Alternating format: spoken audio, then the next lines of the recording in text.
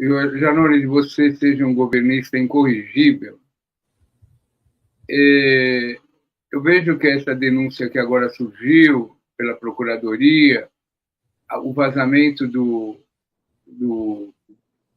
vídeo, né? O vazamento do vídeo, não, o vídeo da delação premiada do coronel Mauro Cid, a repercussão que isso está tendo, embora fatos tristes e trágicos da história do Brasil, eu vejo que aqui em São Paulo a sensação que nós temos é um certo desânimo com o governo Lula, um certo desânimo.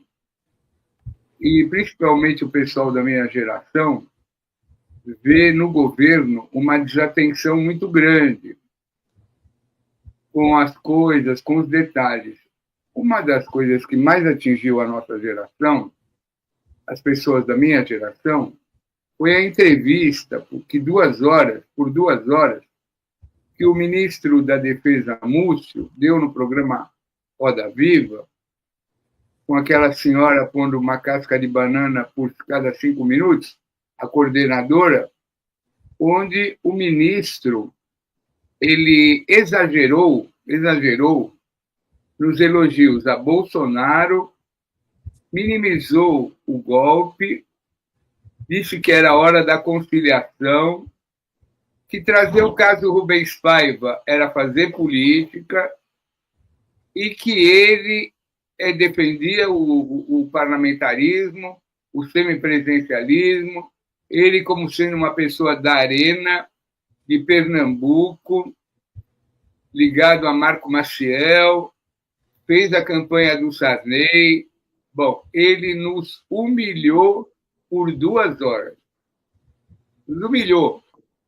Fazia muito, e nada mais, nada menos que na TV Cultura, no grande programa Roda Viva, criado pelo Vladimir Herzog, quando Herzog estava na TV Cultura. Você que é um estudioso, é um gigante. Como você vê isso, querido Janones? Adriano, primeiro, assim, a gente tem... Eu acabei de citar o exemplo da ministra Anísia e, resumindo tudo aquilo que eu falei aqui, que eu já estou conversando mais que o Caio Fábio, mas resumindo tudo o que eu quis dizer foi o seguinte: tem decisões que você não quer tomar, mas você é obrigado a tomar. Em resumo, foi isso. Beleza. Só que eu acho que isso tem limite também. E eu acho que o Múcio passou essa linha. Ele passou um limite. Você se referiu a mim muito bem, dizendo que eu sou um governista incorrigível. Mas mais do que um governista incorrigível, eu sou um lulista incorrigível. Eu não tenho dúvida. Assim, a história ela precisa de um certo distanciamento, né, para a gente enxergar.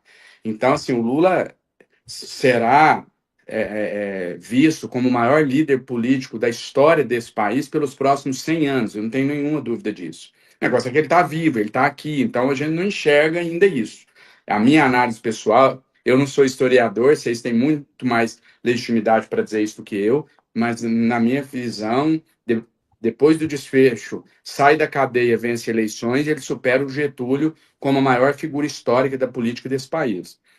Cada um tem a sua análise, enfim, mas é a minha opinião. Talvez mais passional até do que técnica, mas é a minha opinião. E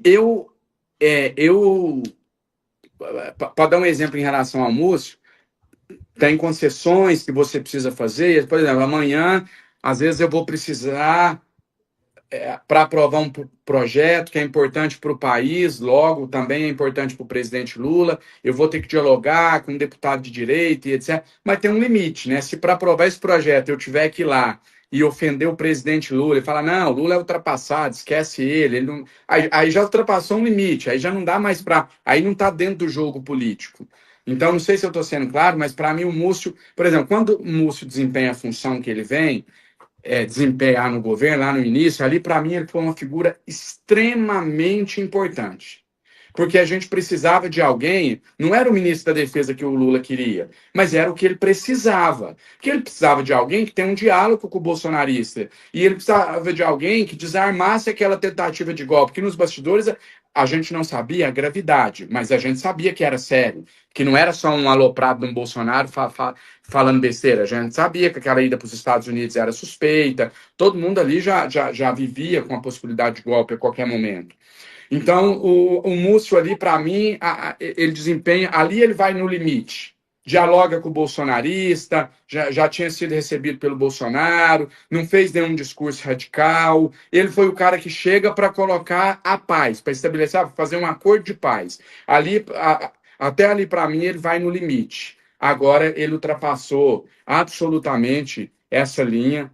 Você colocou muito bem todos os atos que você citou aqui, todas as falas extremamente infelizes e que, na minha visão, torna insustentável a permanência dele no cargo. A permanência dele no cargo não é um desrespeito ao presidente Lula, é muito maior do que isso.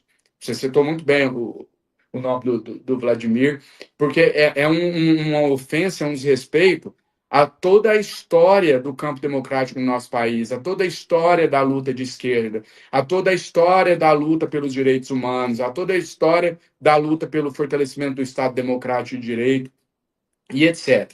Só para fechar, no início da sua pergunta, você colocou a questão, e essa questão é inegável, é aquilo que eu falei em relação à alta dos alimentos, não se justifica o injustificável, ponto. O presidente Lula está em um momento de desgaste, de impopularidade e etc. Agora, eu não tenho nenhuma dúvida. E aí, agora eu estou dizendo para você aqui eu estou deixando a paixão de lado, eu estou deixando o fato de eu ter o Lula como uma referência política para dizer para vocês, falando aqui como um deputado federal e alguém que conhece de comunicação e que acompanha o presidente Lula à distância, de casa, mas há 30 anos, praticamente desde a minha infância. Eu não tenho nenhuma dúvida qual vai ser o desfecho dessa história. A turma de lá é muito boa em treino, enquanto está treinando. Na hora do jogo, eles não são bons. O deputado Nicolas Ferreira e os outros deputados da extrema-direita pegam, aqui é números agora, não é achismo, pegam os números deles e compara os números deles com os meus nas redes sociais de janeiro a julho de 2022. Eles tinham 10 vezes o meu engajamento. Olha o que aconteceu quando começa a eleição. Eu atropelo eles, tanto com as minhas redes como nas redes do presidente Lula.